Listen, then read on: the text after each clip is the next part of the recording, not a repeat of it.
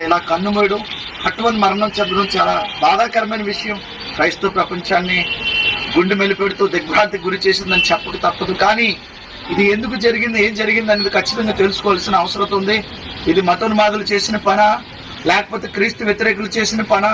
అన్న ఇలాగా యాక్సిడెంట్ లో చనిపోవడం ఏంటని ఇప్పటికీ నమ్మశక్యంగా లేదు. ప్రియమైన క్రైస్తవ సమాజానికి నా ప్రియమిత్రుడు ప్రవీణ్ పగడాల అకాల మరణం గురించి కొన్ని విషయాలు షేర్ చేసుకోవాలనే ఉద్దేశంతో నేను ముందుకు వస్తున్నాను.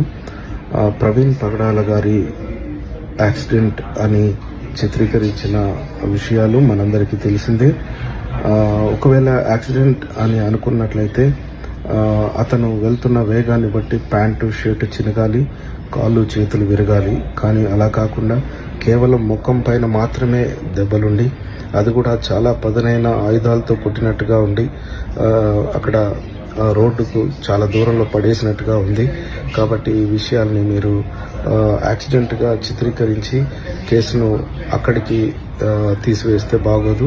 కాబట్టి దయచేసి ఎస్పీ గారు స్పందించి ఈ విషయాన్ని సీరియస్గా తీసుకొని ఇన్వెస్టిగేట్ చేయాల్సిందిగా కోరుతా ఉన్నాను. దయచేసి క్రైస్తవ సమాజం కూడా అందుబాటులో ఉన్న వాళ్ళు ఎస్పీ ఆఫీస్ దగ్గరికి వెళ్ళి మరి విషయాల్ని మీరు అడగాల్సిందిగా నేను కోరుతా ఉన్నాను. ఎందుకంటే ఒకవేళ అది యాక్సిడెంట్ అయ్యుంటే కాళ్ళు చేతులకు గాయాలుంటాయి, ప్యాంట్ చినిగిపోయి ఉంటుంది, అవన్నీ జరగాలి. అలాంటివి ఏవీ జరగకుండా కేవలం ముఖం మీద మాత్రమే దెబ్బలు ఉండడం అనేది మరి అనుమానాస్పదంగా ఉంది.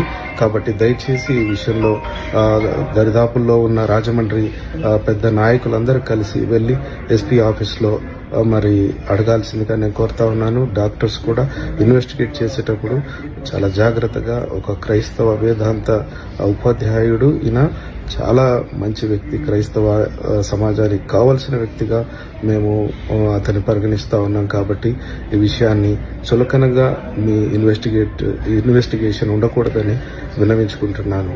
Thank you very much.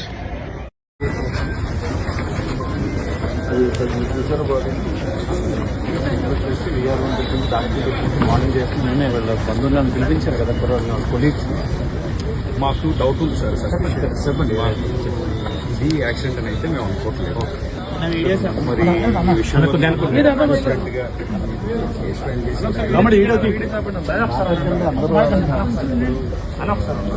Case filing దగ్గర నుంచి this is the demand from our Christian community. He is not a small man. అతను సామాన్యుడు అయితే కాదు, ఎవరు అడ్మైర్ చేసే వ్యక్తి అయితే. మా పక్కన ఉన్న వాయిస్ మాకు చాలా బాధ. మేము రిక్వెస్ట్ చేస్తామంటే ట్రాన్స్పరెంట్గా మీరు కేసు వాట్ ఈజ్ వాట్ అనేది మాకు తెలియజేస్తాం. ఆ తర్వాత మేము ఏం చేయాలనేది మా యాక్షన్. అంటే ఆఫ్టర్నూన్లోపే ప్రజెంట్ ఉన్నటువంటి సీసీ ఫుటేజ్ కలెక్ట్ చేస్తాం. ఆ సీసీ ఫుటేజ్ ఒక 20 అవర్స్ వారితో ఎవరు కూడా ప్రయాణం చేయలేదు, ఉన్నారా? లేరు. అందువలన అనుమాన మృతిగా మనమందరం అంగీకరిస్తున్నామా లేదా? అనుమాన మృతి అందువలన క్రైస్తవ సమాజం ఈ రోజు భౌతికంగా కోల్పోవడం జరిగింది. ఎందుకంటే నా దగ్గర కూడా ఎలాంటి వివరాలు లేవు. ఆ ఫొటోస్ అప్లోడ్ చేస్తున్నాను, చూడండి. ప్రవీణ్ పగడాల గారి కుటుంబానికి దేవుడు ఆదరణ కలిగించాలని, ఈ మరణం అనుకున్నటువంటి నిజానిజాలు పోలీసులు ఇన్వెస్టిగేషన్ ద్వారా బయటికి తీసుకురావాలని మనం అందరం కూడా ప్రార్థన చేద్దాం. చూద్దాం ఏం జరుగుతుందో. మీ అందరికీ వందనాలు.